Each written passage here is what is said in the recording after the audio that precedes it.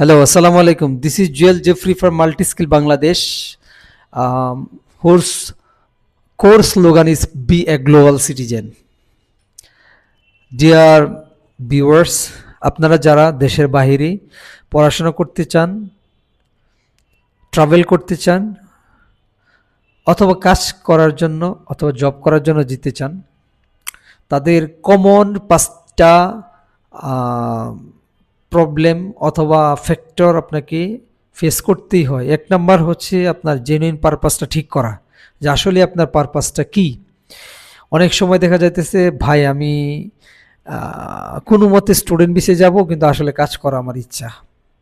এটা তো থাকে সবারই, আলটিমেট মানুষের দিন শেষে গিয়ে কাজ করে বা বিজনেস করে টাকা ইনকাম, এটা তো থাকবেই। বাট আপনি ভিসা সাকসেসের জন্য অবশ্যই প্রথমে আপনার পারপাসটাকে ক্লিয়ার করতে হবে।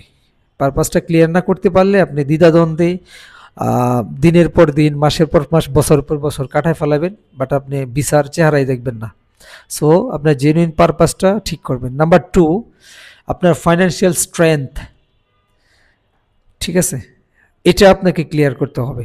আপনি চান ইউরোপে যাওয়ার জন্য বা ফার্স্ট ওয়ার্ল্ডের জন্য, বাট আপনার প্রিপারেশন হচ্ছে খুবই অল্প পরিমাণ, তাহলে আপনার ইউরোপের কান্ট্রিতে স্বপ্ন না দেখাই ভালো। কারণ বাংলাদেশের পার্সপেক্টিভে ইউরোপের স্বপ্ন দেখা মানে 10 to 15 লাখ, মাঝে মধ্যে এটা 20 লাখ পর্যন্ত গিয়ে দাঁড়ায়।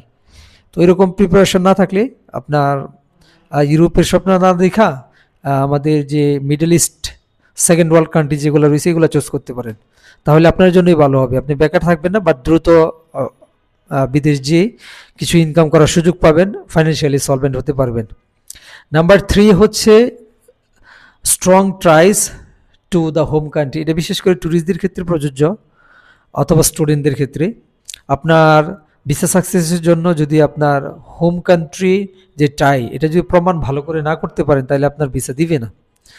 কারণ আপনি বুগিচুগি করে ডকুমেন্ট দেখাবেন, অথবা নামকাস্তে 1-2টা অ্যাসেট দেখাবেন, অথবা কোনো মতে একটা ভালো করে ব্যাংকে হুট করে টাকা ঢুকায় দেখায় দিবেন। এগুলো যদি করা হয়, তাহলে ভিসা অফিসাররা খুব ভালো করে বুঝে যে সে কোনো না কোনোভাবে টাকা ম্যানেজ করছে, কিন্তু সে দেশে ফেরত আসবে না।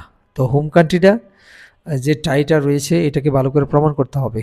নাম্বার 4 হচ্ছে ট্রাভেল হিস্ট্রি এবং ইমিগ্রেশন কমপ্লায়েন্স। আপনার যদি, এটাও ট্যুরিস্ট এবং বিশেষ করে ট্যুরিস্টদের ক্ষেত্রে বেশি প্রযোজ্য, স্টুডেন্টদের ক্ষেত্রেও কিছু ক্ষেত্রে প্রযোজ্য আছে। আপনি যদি বেশ কিছু কান্ট্রিতে আপনার ট্রাভেল করা থাকে এবং কোনো ইমিগ্রেশন ব্যাড রেকর্ড না থাকে, বা যেটাকে বলে এন্ট্রিয়াল, মানে আপনি এন্ট্রি করতে চাচ্ছেন বাট আপনাকে ব্যাক করে দিছে, কোনো কান্ট্রিতে ঢুকতে দেয় না বা ওভারস্টে হয় না, এগুলো যদি না থাকে তাহলে আপনার পসিবিলিটি ভালো। আর লাস্ট ওয়ান হচ্ছে আপনার প্রোফাইল ক্রেডিবিলিটি এবং ডকুমেন্টেশন।